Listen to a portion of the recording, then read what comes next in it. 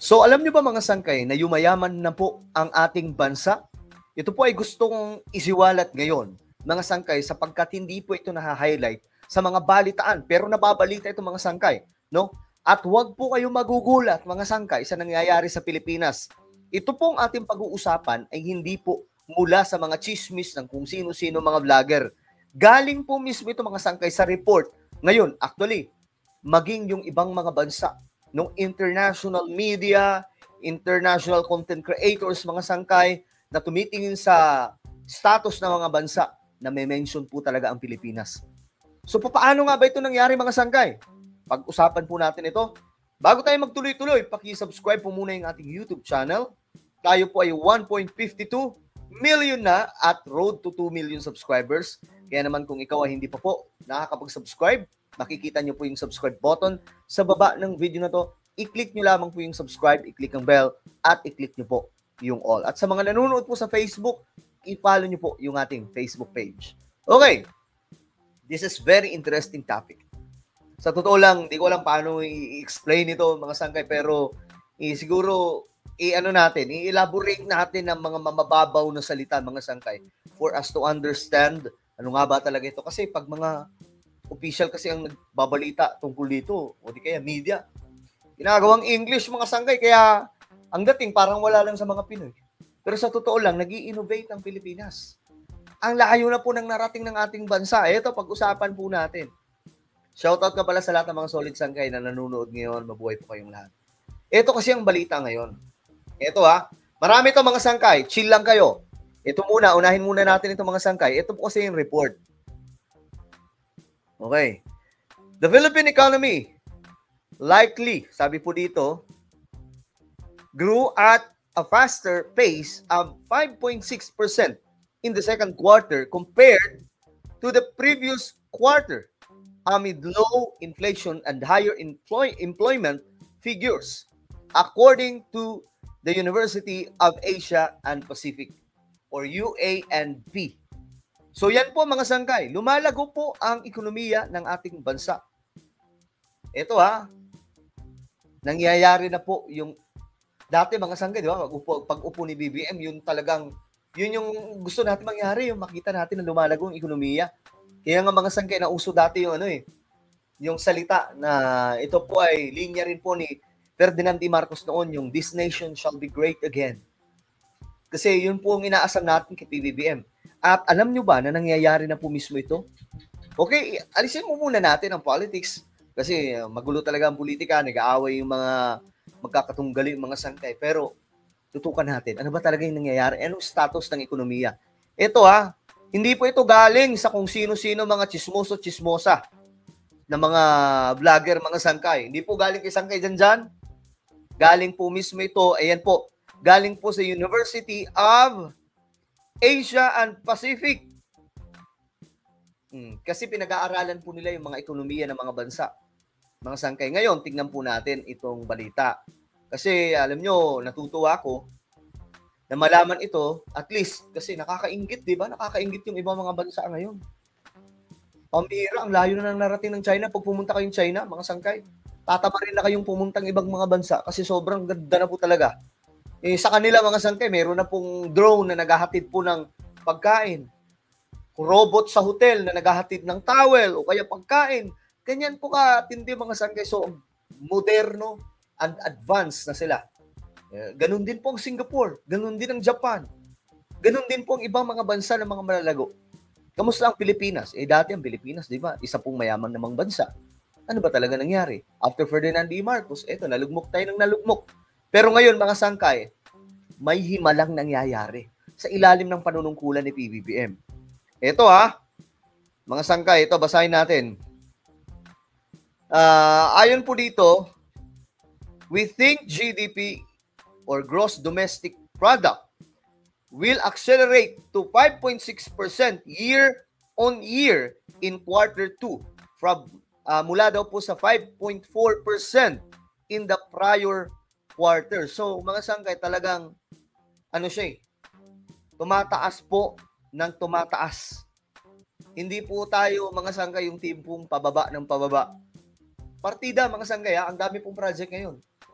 Pero ayon nga po sa report, ito po ay nangyayari at nararamdaman po talaga dahil daw po sa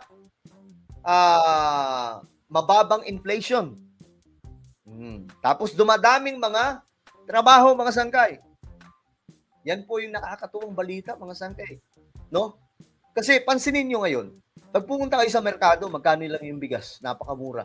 Actually, di lang bigas. Kahit po yung iba pang mga bilihin, mura na po sa merkado. Mura yung oil. Di ba? Sabi ko nga mga sangkay, teka lang, ano ba? Sinerte lang ba si BBM na nangyayari ang lahat ng ito? That, hey guys, no. The President, brilliant. Matalino ang presidente natin. Tahimik pero nagtatrabaho, hindi maingay mga sangkay, hindi yung birada ng birada na presidente, hindi hambog. No? Actually, ako na nga lang mga sangkay, buti nga may mga ibang nag-e-effort na magbalita tungkol sa mga ganito. Pero ako mga sangkay, ito talaga yung gusto ko ibalita, yung pag may nakita kong good news, gusto kong iparating ito kaagad. No? Kasi para malaman po agad ng mga Pilipino kasi hindi nila alam to eh. Ayon po dito, last month, UANP said it expects the Philippine economy to post at least 6% growth in the second quarter. Ayon dito mga sangkay, UANP said growth in the second quarter is expected to be supported by below target inflation and higher employment that would enable consumers to spend more. Good job mga sangkay, no?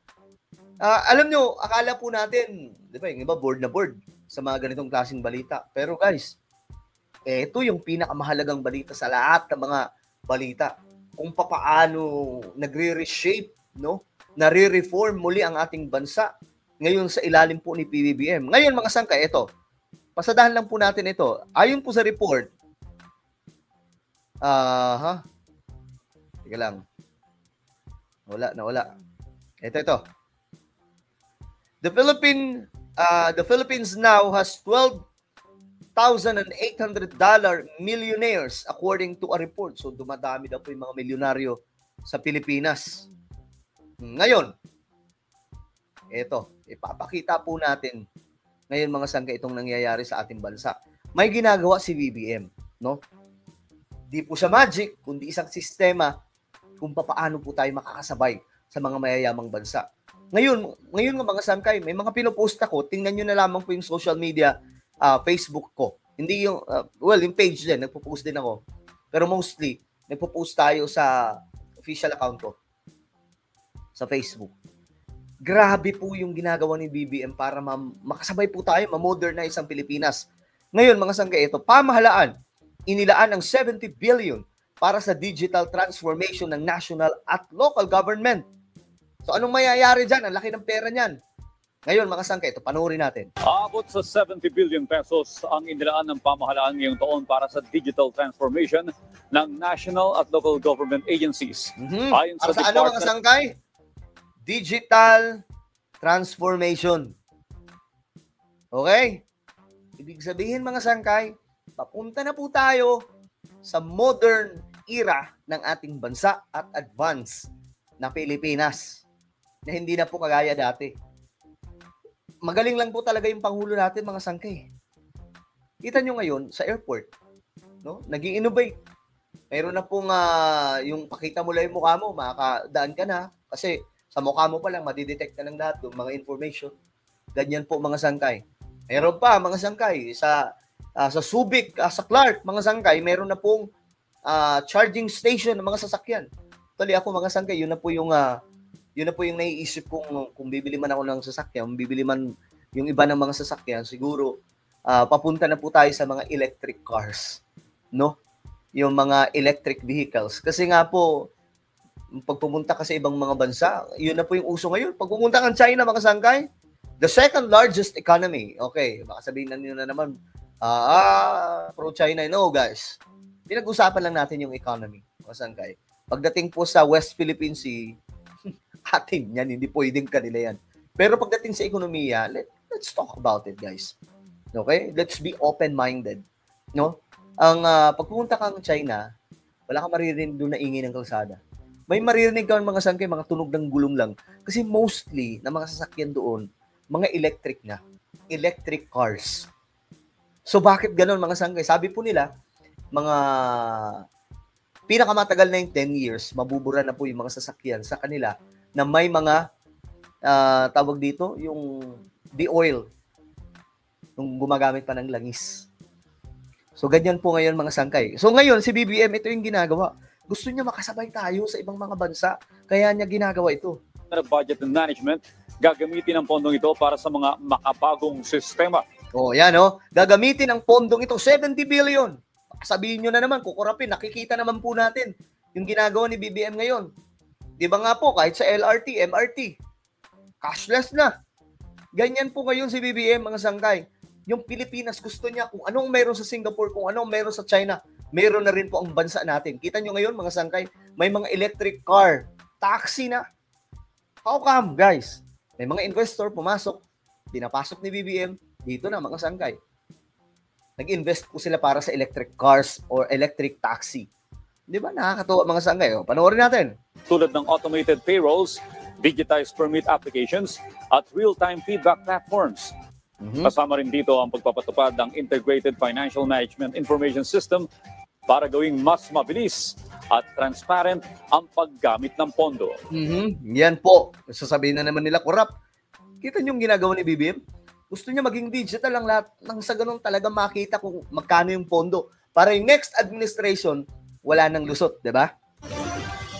This program aims to enhance transparency, responsiveness, and the ease of doing business at all levels.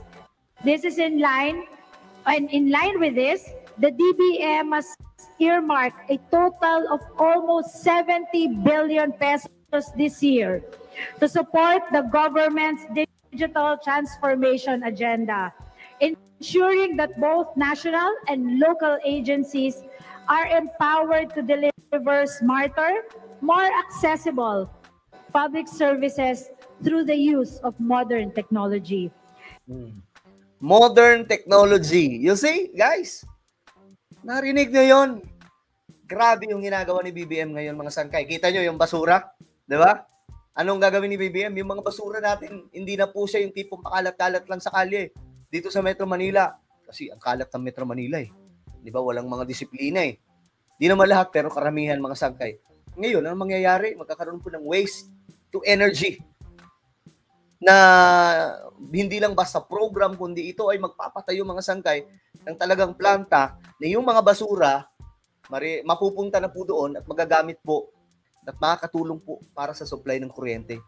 Ganyan po katalino ang ating presidente. Well, ano po ang inyong opinion, mga sangkay? Nagulat ka ba?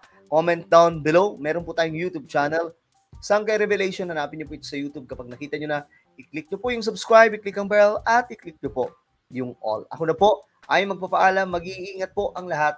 God bless everyone.